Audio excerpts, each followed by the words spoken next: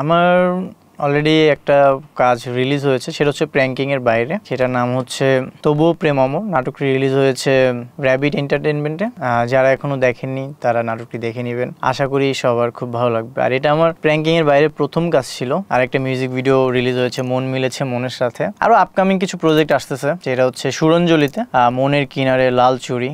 না না, একদমই ব্যাপারটা তেমন না। আমার প্র্যাঙ্কিং এর সাথে কখনোই কোনো ঝামেলা হয়নি, বা ইন ফিউচারও আমার কখনোই প্র্যাঙ্কিং এর সাথে কোনো ঝামেলা হবে না। আমি মনে হয়েছে যে এখন প্র্যাঙ্কিং এর বাইরে কাজ করা দরকার, দ্যাটস ওয়াই কাজ শুরু করেছি। এর আগেও আমি শুরু করতে পারতাম, বাট তখন নিজেকে পারফেক্ট মনে করিনি। এখন মনে হয়েছে যে যদি ভালো প্রজেক্ট আমার কাছে আছে তাহলেই কাজ করা যায়। হ্যাঁ, প্র্যাঙ্কিং এর সাথে তো আমি আজীবন কাজ করতে চাই, আর আজীবন করে যাব, কারণ এটা হচ্ছে একটা ফ্যামিলির মতো।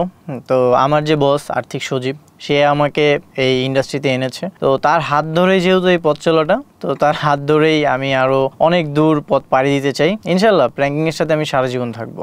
সিনেমা থেকে কাজের কথা চলছিল, বাট সেটা হচ্ছে লিড ক্যারেক্টার না, তো কাজ করাটা হয়নি। বাট আমি এখন আসলে সিনেমার জন্য একদমই প্রস্তুত না। ইন ফিউচারে আসলে সবারই তো ড্রিম থাকে যে বিগ স্ক্রিনে কাজ করব, বড় পর্দায় কাজ করব। তো যখন সুযোগ হবে ইন ফিউচার, যখন নিজেকে মনে হবে যে আমি প্রস্তুত সিনেমার জন্য, তখন আমি সিনেমাতে কাজ করব। আপাতত ফিকশনই ঠিক আছে। হ্যাঁ, এমন অনেক কাজই আসলে একসাথে মিটিং হয়েছে, দেন কাজ হয়নি, এমন অনেকগুলোই কাজ আছে।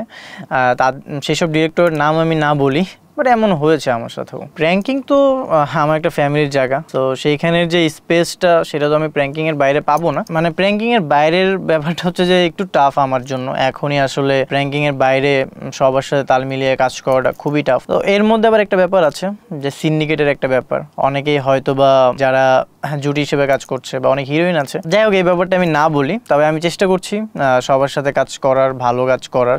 আশা করি ভালো কাজ করতে পারবো। না দেখেন, আসলে ডিরেক্টর, প্রডিউসার বা অন্যান্য যারা আছে সবাই হচ্ছে আমাদের খুব ক্লোজ পার্সন, আপন মানুষ সবাই। তো তাদের মাধ্যমে আমরা কাজ পাই, আবার আমাদের মাধ্যমে তারা কাজ পায়। সো ব্যাপারটা হচ্ছে এমন। বাট আমার কাছে মনে হয় না যে এইখানে কোনো কারোর সাথে মনোমালিন্য থাকা উচিত। সবারই আসলে সবাইকে সাপোর্ট দিয়ে কাজ করে যাওয়া উচিত। আজকে হয়তো বা আমি আসতেছি, আমাকে সাপোর্ট দেওয়া উচিত, বা আজকে আমার জায়গায় অন্য কেউ আসতে পারে, বা আরও যারা এখন কাজ করতেছে, খুব ভালো কাজ করতেছে। সো সবাইকে আসলে সেই পরিমাণ সাপোর্ট দিয়েই ভালোর দিকেই নিয়ে যাওয়া উচিত।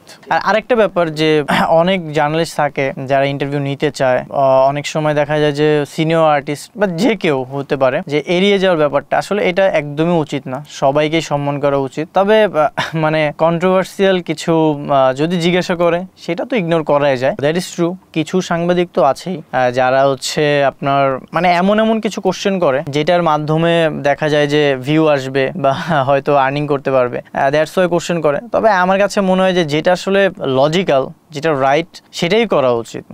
অন্য কোনো কন্ট্রোভার্সিয়াল কিছু না জিজ্ঞাসা করাই উচিত, মানে উচিত না একদমই না। পার্সোনাল লাইফ আর প্রফেশনাল লাইফটা কখনোই এক করতে চাই না, তবে হয়ে গেছিল আসলে পার্সোনাল লাইফটা আর প্রফেশনাল লাইফ মনে হচ্ছিল যে মিক্সড হয়ে গেছে। তো রাইট নাও ট্রাই করতেছি যে দুইটা ডিফারেন্ট থাকাটাই উচিত, এটা কখনোই একসাথে হওয়াটা উচিত না।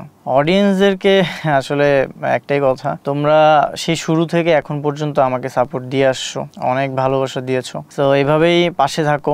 আসলে দেখা যায় যে অনেক আপন মানুষরাও খারাপ সময় পাশে থাকে না, ঠিক তেমন আমার খারাপ সময়েও নিজের খুব ক্লোজ পার্সনও পাশে ছিল না। তো তোমরা যেহেতু এই পর্যন্ত আমার পাশে আছো, ইন ফিউচার থাকো। ইনশাল্লাহ আমি তোমাদেরকে ভালো কাজ উপহার দেওয়ার ট্রাই করবো।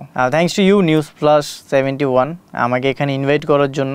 আর News+71 খুব ভালো কাজ করতেছে, আমি চাই ইন ফিউচার আরও ভালো ভালো কাজ করুক।